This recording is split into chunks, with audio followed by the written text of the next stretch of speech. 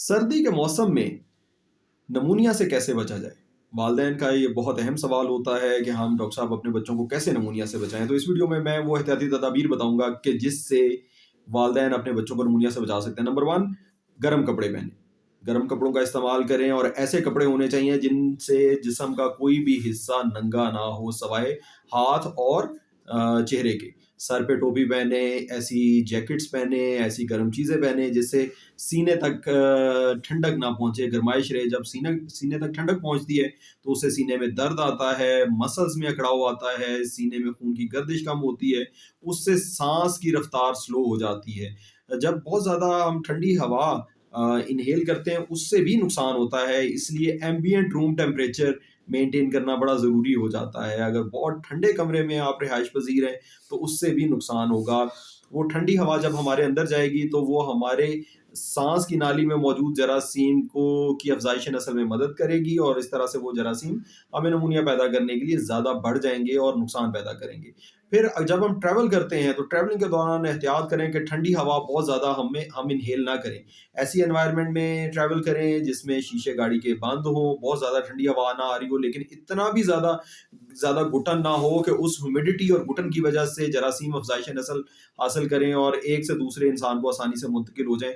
तो ट्रैवलिंग से कदरे इज्तनाब करें और ट्रैवलिंग ऐसे ऐसे करें कि आप गला खराब खांसी को अवॉइड करें, ऐसी एनवायरनमेंट में करें। मसलन एक बस है जिसमें लोग स्मोक कर रहे हैं, तो आपका बच्चा मुतासर हो जाएगा, उसका गला खराब होगा और फिर गले खराब से फर्दर नमूनिया पैदा हो जाएगा। इसी तरह से अगर आप बिल्कुल जो है वो किसी खुली गाड़ी में सफ़र करते हैं जिसमें बहुत ठंडी हवा लग रही थी, मिस्ट वाली, स्मोक वाली हवा बच्चे के गले में जा रही थी, तो उससे भी गले को एलर्जिक फेरिंजाइटिस, एलर्जिक राइनाइटिस होगा पहले और उसके ऊपर जरासीम बैठेंगे और वो फर्दर नमूनिया की तरफ चला जाएगा। फिर दूसरे नंबर पे खाने-पीने में क्या प्रोटीन रिच डाइट आप खाएँगे सर्दियों के दिनों में, उसके अंदर मुर्गी भी शामिल है, मछली भी शामिल है और मछली स्पेशली शामिल है। मछली बहुत इम्पोर्टेंट हो जाती है सर्दियों के मौसम में, ज़्यादा इस्तेमाल ज़रूरी हो जाता है। फिर छोटा-बड़ा गोश्त, कलेजी, कीमा इसका इस्तेमाल बहुत ज़रूरी हो जाता है, अंडे का इस्तेमाल ज़रूरी हो जाता है। डेयरी प्रोडक्ट्स क्योंकि वो भी बहुत अच्छी हैं, प्रोटीन रिच हैं, जैसे मक्खन हो गया, जैसे चीज़ हो गया, चीज़ प्रोटीन रिच है। मक्खन के अंदर आपको घी मिलता है जो कि सीने को गरमाइश देता है। तो चीज़ का इस्तेमाल, मक्खन का इस्तेमाल मॉर्निंग आवर्स में करें ताकि अगर उसकी वजह से थोड़ा बहुत बलगम बने भी गले के अंदर, तो दिन सारे में आप पानी पी के उसको डिफ्यूज़ कर लें, डाइल्यूट कर लें और वो स्वॉलो होके मैदे के अंदर जाके जल जाए, ना कि रात के वक़्त चीज़ का इस्तेमाल करें। अगर रात के वक़्त आप पिज़्ज़ा का इस्तेमाल करते हैं या बर्गर का इस्तेमाल करते हैं जिसके अंदर चीज़ है, तो वो बलगम बनाएगा और वो बलगम जब रात भर आपके गले में पड़ा रहेगा, तो उससे फिर नुकसान होगा। फिर कुछ वैक्सीन्स का इस्तेमाल है। वैक्सीन्स बहुत इम्पोर्टेंट हैं और हमें बचाती हैं नमूनिया से। इसमें वैक्सीन कुछ तो सरकारी तौर पे लग जाती हैं, जिसे हम समझते नहीं हैं और समझते हैं शायद ये बिल्कुल कोई नाक़स चीज़ है। इसमें नमूनिया की एक वैक्सीन है जो कि 13 वेरिएंट 13 जरासीम के खिलाफ वैक्सीन है और ये फ्री ऑफ कॉस्ट गवर्नमेंट के प्रोग्राम में लगती है। व्हेयर एज़ यही वैक्सीन अगर आपको सरकारी अगर सॉरी निजी तौर पे अगर आपको खरीद के लगवानी पड़े, तो 8000 की पर डोज़ है। एक डोज़ 8000 रुपीज़ की आती है। तो ये वैक्सीन 6 हफ्ते पे, 10 हफ्ते पे और 14 हफ्ते पे बच्चों को लगती है। ये वैक्सीन प्लीज़ ज़रूर लगवाएँ।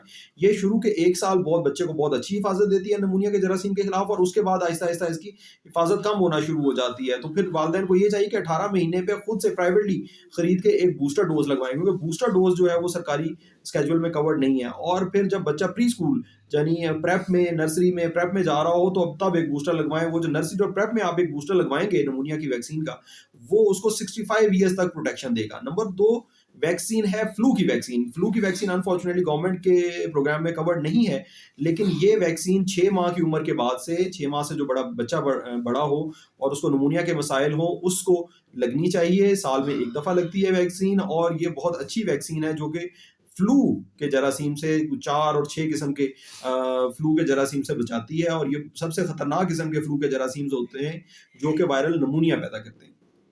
फिर जो बच्चा नमूनिया जिसको खुदा ना खास्ता एक दफ़ा हो गया है, तो उसकी ग्रोथ के ऊपर ध्यान दें, उसके दूध के ऊपर ध्यान दें। कुछ बच्चे ऐसे होते हैं जिनको दूध मुवाफ़िक नहीं आया होता, जो दूध वो पी रहे होते हैं, उनको दूध तब्दील करना पड़ता है और ऐसा दूध देना पड़ता है जिससे सीने की एलर्जी कम हो। अगर फिर बच्चे को सीने की एलर्जी है, तो सीने की एलर्जी का अच्छी तरह से इलाज करवाएं बच्चे का। फिर विटामिन डी की कमी अगर बच्चे को है तो विटामिन डी की कमी के साथ उसकी सीने की पसलियां कमजोर पड़ जाएंगी, मसल्स कमजोर रहेंगे और बच्चा अच्छी खांसी पैदा नहीं कर सकेगा और अच्छी तरह से बलगम अपने सीने से बाहर नहीं फेंक सकेगा, जिससे जरासीम उसके सीने में रहेंगे और वो बच्चा बार बार नमूनिया का शिकार होता रहेगा। विटामिन डी सर्दियों के मौसम में वैसे भी सन एक्सपोजर से कम बन रहा होता है क्योंकि हमने तो फुल कवर किया होता है अपने आप को, जैसे कि मैंने फर्स्ट पॉइंट बताया कि आपने गर्म कपड़े पहनने, तो हमारे सिर्फ हाथ और चेहरा एक्सपोज होता है और हाथ और चेहरे पे इतनी सन एक्सपोजर, इतनी धूप नहीं लगती कि विटामिन डी बन सके। तो इस वजह से विटामिन डी हमारे जिस्म में सर्दियों में कमी हो जाती है। उसके लिए फिश ऑयल का इस्तेमाल भी किया जा सकता है। उसके लिए आप विटामिन डी की ड्रॉप्स का इस्तेमाल कर सकते हैं या टैबलेट्स या सिरप का इस्तेमाल कर सकते हैं ताकि सर्दियों के दिनों में विटामिन डी की बिल्कुल भी कमी ना हो। फिर ऑयल्स का इस्तेमाल, जैसे मैंने बताया फिश ऑयल बड़ा इंपॉर्टेंट है, बड़ा अहम है, या ऐसे खुश्क मेवाजात का इस्तेमाल जिनके अंदर रोगन है, जैसे बादाम है उसका इस्तेमाल करें, काजू का इस्तेमाल करें, आप पाइन नट का इस्तेमाल करें, जिसे चलगोजा हम कहते हैं, इसका इस्तेमाल करें, आप पीनट का इस्तेमाल करें। ये फायदेमंद होती हैं क्योंकि इनके अंदर ऑयल्स होते हैं। और घी, ऑयल, जैतून के तेल, बादाम, रोगन का इस्तेमाल वैसे भी फायदा करता है, नमूनिया से हिफाजत देता है बच्चों को। ये थी व्यूअर्स मेरी आज की गुजारिशात। मैंने इसमें मेन वजूहात बताई है। वीडियो क्योंकि लंबी हो रही है तो मैं इसको यहीं पे वाइंड अप करूंगा और आप लोगों का शुक्रिया अदा करूंगा। अस्सलाम वालेकुम।